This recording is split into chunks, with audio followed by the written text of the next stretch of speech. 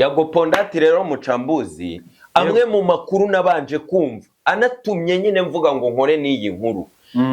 Ngira ngo ari naho umukada agiye guhera yanzika, kampani yaje kumwemerera ikibanza ariko ngo biza kuba nka y'amabati. Uyu munsi none rero saga barazikurikiye mu buryo butandukanye, aho iyo kampani yaje no kuvuga yuko burya ari indi kampani yari yarabyemeye. KTN Rwanda. Yego. Hanyuma rero uyu munsi none twamaze kubona yuko ubu turi gukora ikiganiro harimo kuba press conference hagati y'uwitwa Yago Pondati ndetse na Marshal iyo estate nka kampani. Ni press conference iri kubera kuri Onomo Hotel. Twakitega yuko ikibanza noneho bagiye kukimuha nk'umukada rero aho ngaho ni uhera wanzika wikunkumure umporera mu ngata. Asante sana.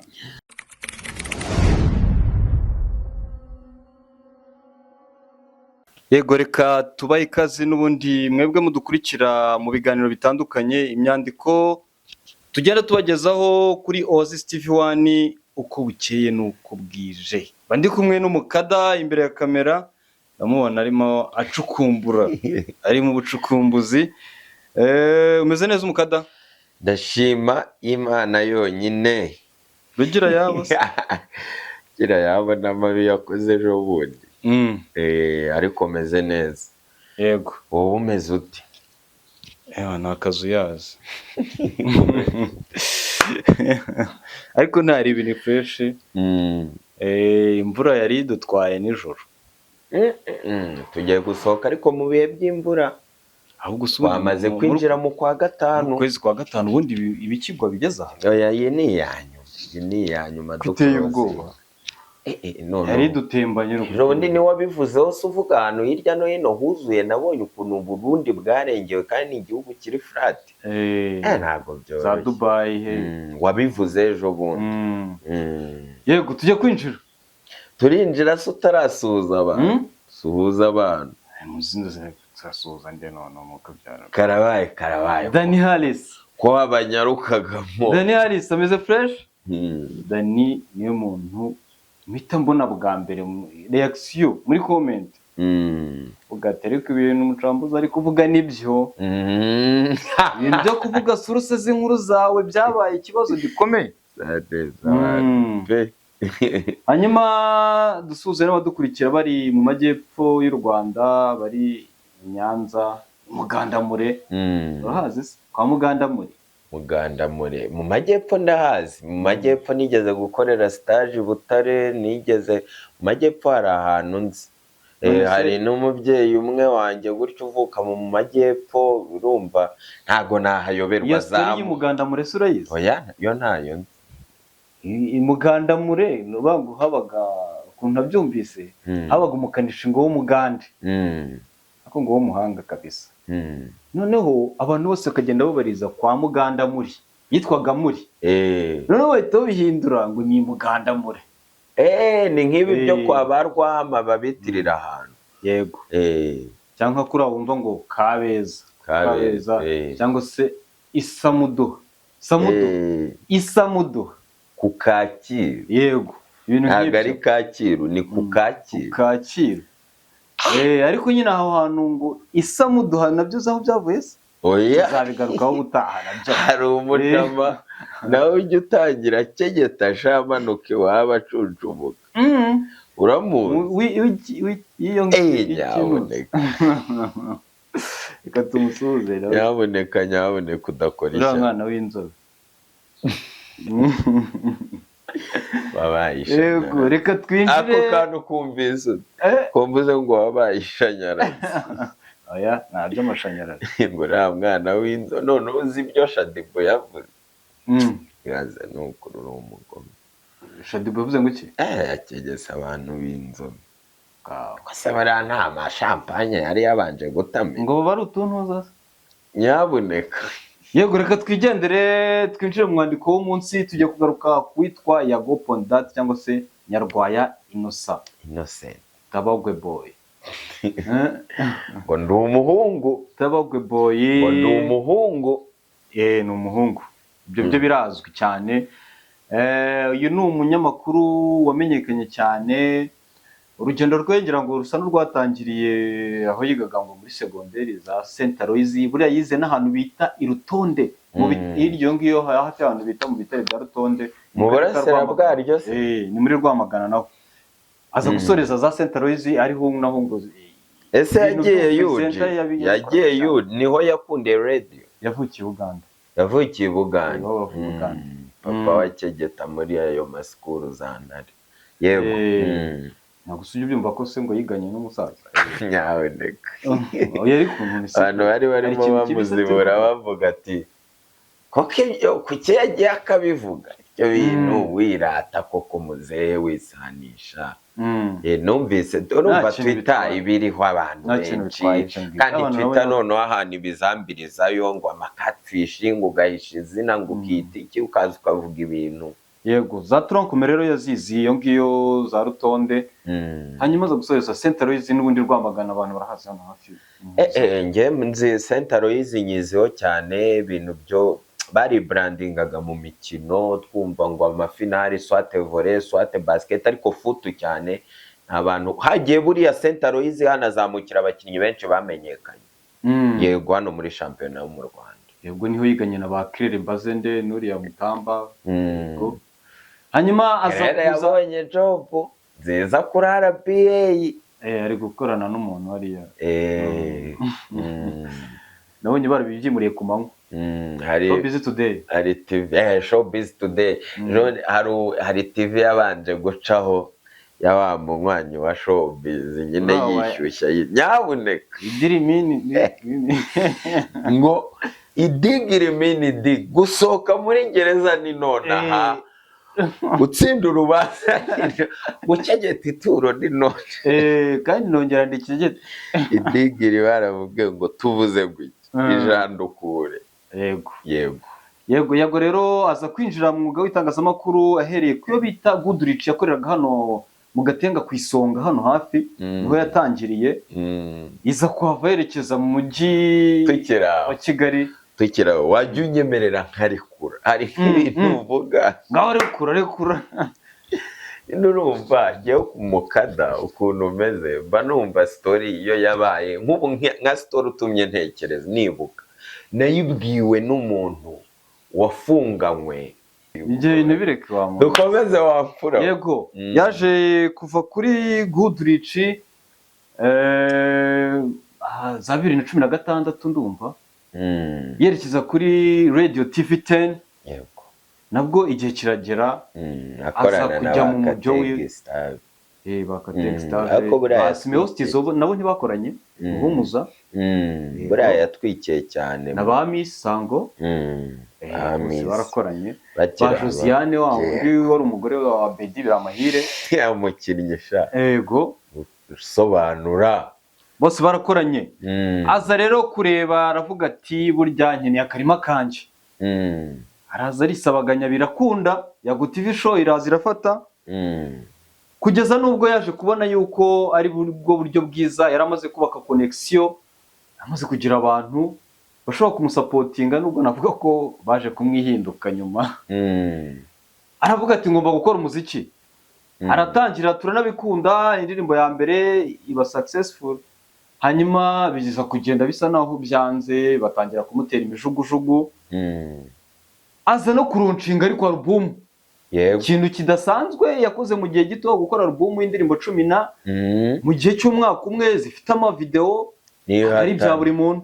Yego, aho ngaho tubanze tumushimira ko ari umuntu w'umusaza cyane. Yego, ubwo rero ndagira ngo ngere ku munsi wa launch nyirizina. Yaje kurunshinga album ku itariki 22 z'ukwa 12 ndumva. Kuko ubukwe bwa The Ben bwabaye 24. Igitaramo cya Mbonyi n'eshatu. Igitaramo cya Mbonyi kiba 25. Igitaramo cya Yago ntabwo cyabaye 23. 22. Kuko ndibuka ko bicekinge neza. Kuko ndibuka ko habayemo nasaga yuko Chris ngo yamamaje igitaramo akacyamamaza ku munsi utari wo. Akavuga itariki igitaramo cyari kuba cyararangiye ahubwo. Oya yanavuze cyararangiye kandi abizi ko afite performance mu bukwe bwa The Ben, ko bwari bucye ubukwe bwa The Ben bo avuga ko yagafite igitaramo ku bukwe ku itariki y'ubukwe bwa The Ben. Uribeshya ukibeshya n'ahantu ufite akandi kazi. Ubukwe bwa The Ben bwabaye 23.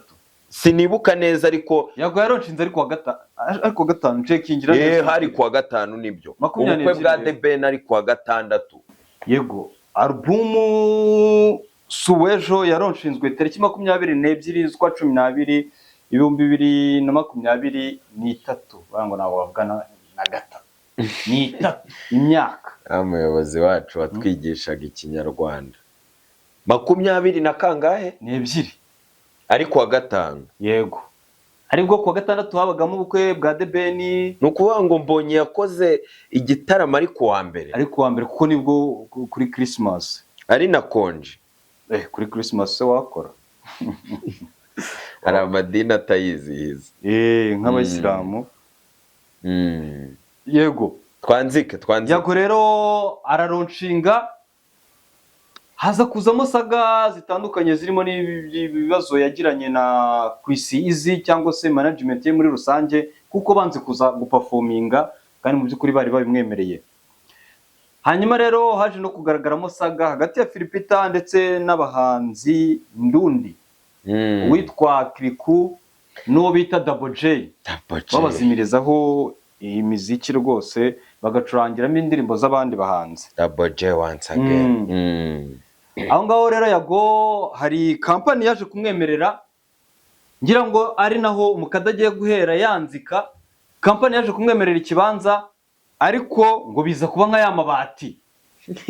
Uyu munsi none rero saga barazikurikiye mu buryo butandukanye, aho iyo company yaje no kuvuga yuko burya ari indi company yari yarabyemeye. KTN Rwanda. Yego. Hanyuma rero uyu munsi none twamaze kubona yuko ubu turi gukora ikiganiro harimo kuba press conference hagati y'uwitwa Yago Pondati ndetse na Marshall iyo estate nka company. Ni press conference iri kubera kuri Onomo Hotel. Twakitega yuko ikibanza noneho bagiye kukimuha nk'umukada. Rero aho ngaho ni uhera wanzika wikunkumure umporera mu ngata. Asante sana mukada wanyu. Urakoze Muchambuzi, nta ukoze intro nziza ariko nanone ntiwakomoje kuri Ujeku. Yemerera mbanze muvuga y'amagambo make cyane. Ujeku nawe turamuzi guturuka mu burengerazuba. Yego nawe kara karere by'umwihariko ka Rusizi ariko no ku Nkombo na abantu bamwiyumvamo bamukunda.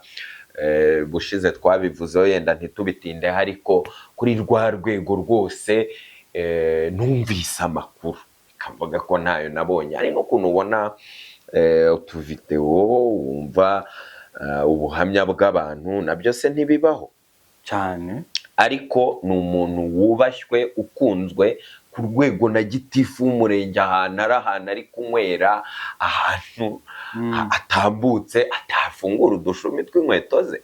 Ayo makuru se ntazwi. Warabicaza kandi n'ikipe y'umupira urabizi. Kandi uko abicaza akaba ari nako anabakandira akanyenyeri. Suku blessinga se sukuremera abantu. Unabirebye no mu ndirimbo aheruka gukora imaze amezi 2 yitwa Nta Kazimba, irimo cya kirimi cyo hakurya bananditseho Nkombo style. Mbona itara natwitse cyane kuri viewership cyane ko yari umuntu uri mu itangazamakuru, ni umuntu uri gushora mu itangazamakuru, haba abavugizi ba company ye, aba brand ambassador, haba aba promotinga. Abantu mujya munamenya kubatandukanya bose arabafite. Abo bacita Yago aravuga baguruke, abo bakasuku birirwa umuziki cyabamaze ibibanza akura mazigeze ko ari ukwishimisha ngo ni buyago. Rero Marshall afite aho uriye na Yago nawe no kwishimisha ko hari kariyeri twamukundiyemo yanayoyemo ipinda. Ese ubwo Yago muraza kubyumvikanaho ko ari ukwishimisha cyangwa akora umuziki professional? Kandi yarabyivugiye narabivuze ati amashagagasha yandirembo yarekuye. Yego ari kunyegeta. Marshall rero ni umuntu ufite icyo kintu, wubatse icyo kintu ariko bijyana n'ikofa afite, kuko wiyegereza media, kuko wayikandiye, kuko wishyuye ayo kukwamamaza. Abo ba Kasuku ni abantu tuba twumva baba diaspora bafite amafaranga, kugenda bijandika ahantu mu byondo muri ibyo bibanza bapostinga bari proud, uba wabatamitse. Ni umuntu wari ufite media. Ndetse impamvu mvuze ibyo byose, amwe mu makuru mfite nuko n'iki kibazo kiba, uzi uburyo interview yakoze, twakoze ikiganiro yikoma Yago, ndetse nasoza anavuga ngo dushaka no kumupinisa akaba tutanamuha n'ibyo asaba, kuko ntabwo yagaragaje discipline myitwarire ye. Ariko bamwe mu bamwegereye baramubwiye ati wari ubizi ko wari bumwe mu buryo bwo kunatwika ukaba utabizi? Ntabwo wibuka Ndori na Bahavu? None se iyo twumvise ngo bagafaranga ngo batomuta, kandi ubwo ndi gutanga ingero z'ibintu bibi, na Marshal yavugwagaho ibintu bibi. Wambuye Yago wagize gute? Aho ari we ya breakingiye ibyo wakomojeho mu gitaramo, ko bwabyo hari KTN yagombaga gutanga igihembo tanga ku gashimwe cyangwa iyo kado ko bapresiye Yago, ariko kandi baramwongorera Mustafa Kidati, tubabarire ni mwebwe n'ibiki. Abyo nabyo yaraje arabivuga, none wamuproporeza agahita yemera ibintu. Ikibanza ngwino utanga ikibanza wemeye, ntibyoroshye. wose wajya kuvugira indi company nawe uri company iriya nyine abari buri wese abaza yikavaringa. Ibyo rero baramubwira bati ushobora no gukuramo indi promotion ukamenyekana, ariho yisubiye. Ari byo wari uvuze ko agomba kuba press conference irimo yo kugira ngo bya bintu iyo Yago atanavuga, Marshal ni umukire, yashoboraga no kuba yaza akanamukimuha, ariko kuba yarabivuze byafashe indi ntera, ku buryo n'indi muvoma yose bigomba kuza ku yindi kariba, bikamenyekana mu gahuruza, promotion igakorwa. Ariko nibyo za Amerika abantu bapostinze ati Marshal aritukuye, Yago agiye guca impaka, ati harahiye. Ngayo nguko rero. Ubwo Yago nabonye amaturora atandukanye bagiye bacishaho, sinzi, ntareka nkwereke nk'agafoto kamwanga,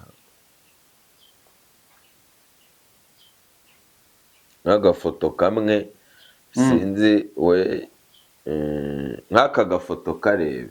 ifoto yande Yago Pondati rero mucambuzi, amwe mu makuru nabanje kumva anatumye nyine mvuga ngo nkore n'iyi nkuru. Ubwo anytime nibiza gusohoka yenda muraza kubyumva, ariko oya si breaking, kuko ndi kuduta nibiri kuvugwa ku muhanda. Simba se ni kunkumuri yongeze kuri breaking, hajemo n'ikintu cyo kuvuga ati Yago witwaye nabi, njyewe ko mbona ahantu hari kuboneka ari Bugesera, hihutirwa kuri kunkiraho pressure, icyo kibanza uragifata. Ariko kandi twibuke ko yari yamuhaye ikibanza mu mujyi wa Kigali katikati city. Ibyo bintu rero nabyo muri saga byari bimaze igihe ari byo biganirizwa, kuko nkuko nabibabwiye Marshal babimubwiye kuri wa munsi akire kuri interview. Tuzi ko ugiye kwisenya yagarakunzwe, niyo yaba adakunzwe kandi aratrending. Mugabo nuhagarara ku ijana aratrending, ntabwo wagiye imbere mu bantu. Ese urakeneye ubundi ubwo bukire ukandira akanyenyeri abantu bo ku Nkombo hano Kigali, ibyo bibanza ucuruza ubuzima akantu ka 15 18 kuri 23 ngo amakamyo y'ibisukika ngo ajya runda amakipe akababwira ati mwicare amakuru. Harya iyo nkuru narayikubwiye ejo bundi bava gutwara award Kenya.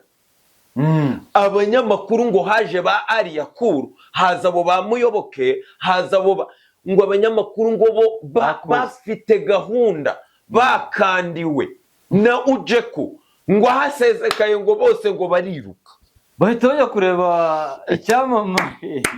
Ari abanyamakuru b'i Kigali baze. Ibyo bintu byaranangaje, byabereye i Kanombe. Urumva urwego Marshal yagezeho, urumva ukuntu ubwabyo umunyamakuru avuga aclaiminga right, byabaye publicly. Warangiza ugahita witambika Korea se ni mumuzi baza, ariko ukuntu cita tumuzi wo kutijandika Korea ni tumuzi. Akavuga guri wamfura we Yago birangiye akegukanye. ikibanza bagomba kukimuhereza kuko Yago Birangiye Yago ntabwo ajya heza, ntabwo ari guceceka ngo ngomba kubatamo ngo bombo class na de nabonye muri Leta Zunze Ubumwe za Amerika abo izo nkoma amashyi nyine zitangira kugenda zipostinga amafoto hera kuri iyi nari ngiye kuyikwereka sinzi nimba turi buyerekana ati reba Yago uko yagiye kugira ati yifunze agiye guhabwa ikibanza, yifunze ati yego nyagasani ikote rikozwe muri sima, muri bya bipapuro bya sima bigaragara ko ibrandi ati ngiye kugifata niteguye ko ngiye guhita nubaka nyine nakoze ko na karavate byose, ariko se bwawe ceri yaherezaga abantu hari ubwo agifite ese ntiyasevinze akumva guhita yubaka. Ese Yago urwego ko yatanze amamiliyoni arenga 10 ayahereza abantu kuri kamera ko amaze gukora indirimbo ziri muri miliyoni 30 aho yari kuburamo akabanza keza musubwirwa n'iki ko ntacyo afite, musa umuntu agize ikibanza kirenze kimwe ari itegeko ribihana. Nibyo rero ngo Twitter yiriwe isirikiza ati Marira sha icyo wakora cyose Marira ararekura. Rureba ka fisage bakoze ngo ka press conference mu gihugu cyose ngo cyicare kige abantu sose bari nk'igihugu cyicare ngo kige nyine ngo reba ngo mukurikirane bakeneye ko YouTube channel zirenga 10 ziri bwa uploading ibya Ujeku. Uri kumva yego ntago byoroshye ubwo urumva ngayo nguko Yago nawe twamushimira ari kugenda yakoze comeback nubwo nayo irimo amafaranga make cyane yuko naho yinjire mu muziki yiteranyije n'abahanzi ko yabakaga amakorabo bari inshuti bakayamwima ngo basevenga yiteranyije nabo se cyangwa biteranyije yanga kuyaba cyangwa biteranyije reka yiteranyije nabo kandi umva impamvu mbivuze nose kuki wowe wumva ko niba umuntu umva impamvu mbivuze yakwitabaza ntakuba oya yiteranyije nabo kuko comeback ye yakagombye kwicaza Ariel yakagombye kwicaza Juno yiteranyije nabo mbere abaka korabo kandi ngo bari kumunenga bamuvuga ko adashoboye yaba ari kubasebya iyo atazibaka ngo bashwane ubu byibuze mu biganiro aho ari umwerite nibo yari gukorana nabo comeback none ayikoranye na Mavide na Pa. None se ntabwo bo bamukeneye tutabice kuhana ntabwo bamukeneye simbizi ikindi aho ngaho ntabwo navuga yuko yiteranyije nabo ahubwo bo biteranyije nawe abantu babyumve neza ko ngo ubu si yatajya iyo atazibaka ubu ngo hakuguza imirimo. None se ngo reka nkubaze niba umuntu agukeneyeho serivisi nawe hari icyo yagiyeze kugufasha gututamuha serivisi ase ku buryo ngo waba umanaginga nk'umukinnyi utari ku rwego rwa Rayon ukajya kumugurisha muri Rayon ngo kujya ukunda utange serivisi. Ariel Ways ukorana na King James ajye kwisebya ngo nukugira ngo atange serivisi. None Ariel Ways yari yakorana harya ya bande Nicolas bande iyo muri Niger kora Nose Ariel Ways yakoranya nayo ngo nta mafaranga Yago yaratishaga ngo yarayabuze. Ayo mafaranga se yayamuha nawe bagakora ngo yarakene oya barayanze oyas ngo nukwisebe narabyumvise kuri Bruce Melody ngo nukwisebe ubu gisupusupu yatameka Bruce Melody miliyoni taranye urwego ageze avuye kwaca urwego rwa Melody ntago ari urw'inzara. Ariko reka nkubwire urazi neza ko hari ahantu byageze gisupusupu bose bakamwifuza ntabwo wibuka Meddy ashaka gukorana na gisupusupu birane polemique ntiwibuka Meddy ngo abeshya ngo arafasha akaryura ahubwo ntiwibuka Diamond aza mu Rwanda 2018 gisupusupu ari muri top 5 z'abahanzi bagiye kuri stage bwa nyuma ko yari Diamond ari Bruce Melody ari Bushari ari gisupusupu na Safi Madiba wa gatanda byibuka ibi yabakoreye hano muri parking ya stade niwabonye ibyo yabakoreye ko yarekuraga manager Kapo ariko yaje guhora nk'isosi y'intama manager Kapo amashara bone ko bajuwa shango na ba Doris shango bazarangiye se bari Doris subundi ubwo yaje atwika avuga ubu nibagiye yaje atwika avuga ngo ngiye ngo dore imboga abantu bose byishimira performing dore imboga ariko ubu ngo muhura muri interview agita gufaking ngo ngiye ngo dore imbogo ntabwo uzi ko nitwa Vava dore imbogo ni ntuzi yego umukada agakeregeshwa rero dusa naho twanzura. Agakeregeshwa Yago yagarutse muri showbiz, agomba kwiterekana we, biragoye kuko hari abantu banagaruka kuri ya kariba bitewe n'ibyo waciyemo nyine n'ubuzima, ukabona ntibiri guhura, ariko turamwifuriza ko yagaruka agahostinga, ari mu bantu bahostingaga abahanzi tukaryoherwa. Rero nta wakishimira ko Yago agenda, basi yuriye Rutema twaba tubyumva duhengekereza ati yuriye Rutema, ariko akiri kuri ubu butaka indirimbo zose yakora, ko Yago yakora umuziki yagira te, ariko ibiganiro indirimbo yayikora icyumweru cyose, ibiganiro birakenewe, si umunsi umwe amasaha cyane nijoro akararamo bugacya akaruhuka, saa saba akiterekana akaduha ikiganiro. Kure ibintu byagukuye ku rwego rumwe kagushyira ku rundi biba binagoye. Habamo umutima ukomeye kabisa. Reka duse naho twanzurira ahangaha, dusoreza ahangaha. Ubwo andi makuru uraza kutubwira ati ikibanza kuko byabagoye, ariko Yago yatsimbaraye ko agikeneye mu mujyi wa Kigali, aho niho Ujeku agomba kwigaragariza, kugira ngo nanone iyi press conference itaza gukurikirwa n'amagambo menshi, kuko na Yago nubwo ari abatamwemera ariko hari n'abandi bamwemera, ariko n'abatamwemera baba bakeneye gukora inkuru zicuruza. Ubwo rero Marshal Ujeku ni ikintu cyiza yabakoze, ariko kandi nyine umugabo iyo yemeye ikintu agomba kugikora. Umugabo ntuhagarara ku ijambo. Reka dusoreza. Asante Imana ikurinde.